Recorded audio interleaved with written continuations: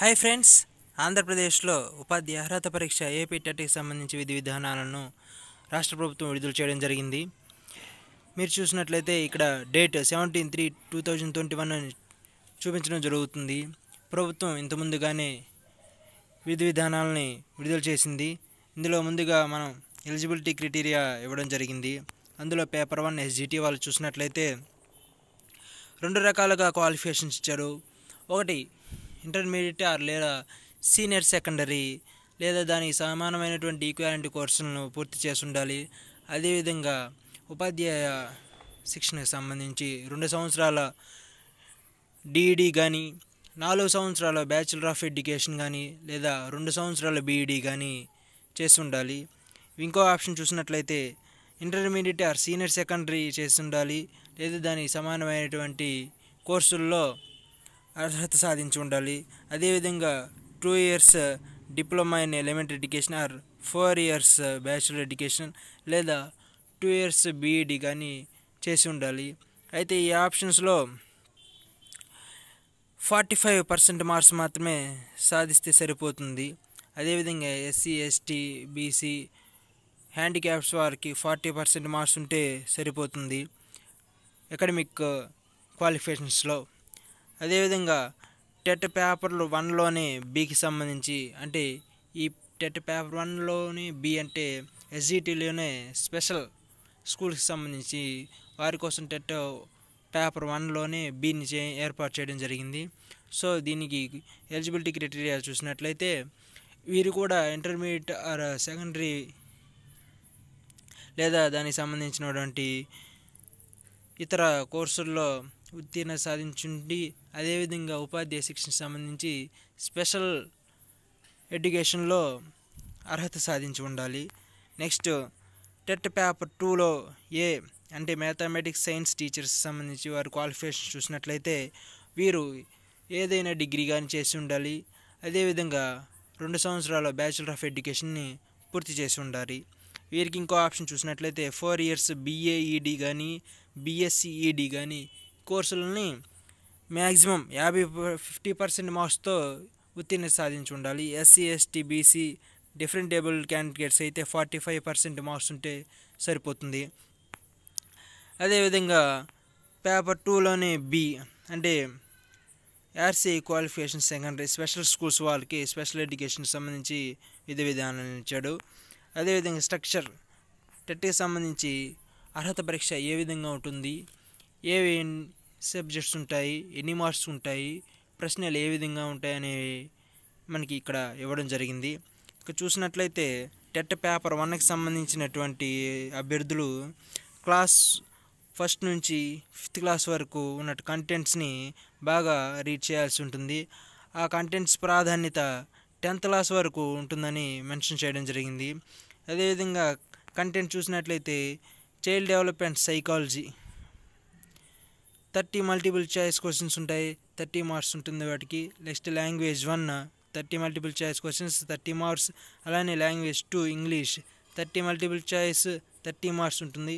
Mathematics 30 multiple choice 30 marks ఉంటుంది. అదేవిధంగా environmental studies 30 multiple choice 30 marks ఉంటుంది. ఇందులో కంటెంట్ మరియు మెథడాలజీ 2 కలిపి మార్క్స్ని ఇవ్వడం జరుగుతుంది. ఇందులో కంటెంట్ 24 మార్క్స్ వరకు ఉంటాయి, మెథడాలజీ వచ్చేసి 6 మార్క్ ఉంటుంది ఎవ్రీ సబ్జెక్ట్లో. అదేవిధంగా పేపర్ 2 వాళ్ళకి కూడా సంబంధించి స్ట్రక్చర్ చేయడం జరిగింది. Child and development pedagogy 30 marks ఉంటుంది, లాంగ్వేజ్ 1 వచ్చేసి 30 మార్క్స్, అలానే లాంగ్వేజ్ 2 30 మార్క్స్, మ్యాథమెటిక్స్ 30 మార్క్స్, అలానే ఎన్విరాన్మెంటల్ స్టడీస్ 30 మార్క్స్ ఉంటుంది. ఈ విధంగా స్ట్రక్చర్ కూడా ఇవ్వడం జరిగింది.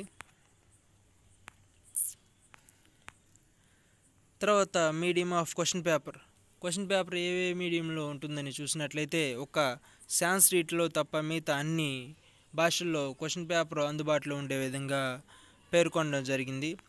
Next qualifying marks in TET issue of memos టెట్లో క్వాలిఫైయింగ్ మార్క్స్ ఏ విధంగా ఉంటాయనేది కేటగిరీ వారీగా ఇవ్వడం జరిగింది. జనరల్ అభ్యర్థులకి 60% అబోవ్ వస్తే వాళ్ళు క్వాలిఫై అయినట్లు, అదేవిధంగా బీసీ అభ్యర్థులు 50% అబోవ్ ఉండాలి.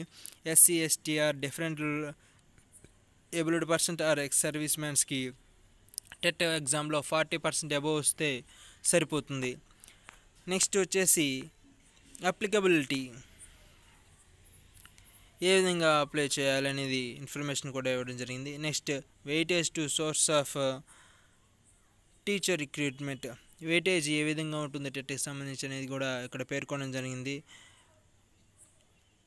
20% weightage to TET score shall be provide the teacher recruitment, teacher recruitment సంబంధించి చేపట్టబోయే డిఎస్ ఎగ్జామ్లో 20%కి సంబంధించి టెట్ వెయిటేజ్ని ఇవ్వడం జరుగుతుందని ఇక్కడ జీవోలో పేర్కొనడం జరిగింది. అదేవిధంగా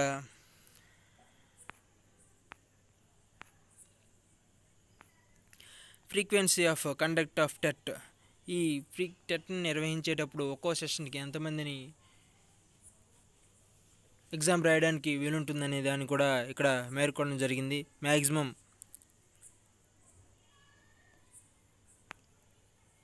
500 మెంబర్స్ని ఒక్కో సెషన్కి కేటాయించడం జరుగుతుందని ఇక్కడ నోటిఫికేషన్లో పేర్కొన్నారు. అదేవిధంగా ఈ టెట్ పరీక్షని ఏ విధంగా నిర్వహిస్తారో ఆఫ్లైన్లోనో ఆన్లైన్లోనో కూడా ఇక్కడ మెన్షన్ చేయడం జరిగింది. కంప్యూటర్ బేస్డ్ టెస్ట్ని నిర్వహిస్తారని ఇక్కడ పేర్కొనడం జరిగింది. అంటే ఖచ్చితంగా టెట్ని ఆన్లైన్లోనే నిర్వహించడం జరుగుతుంది.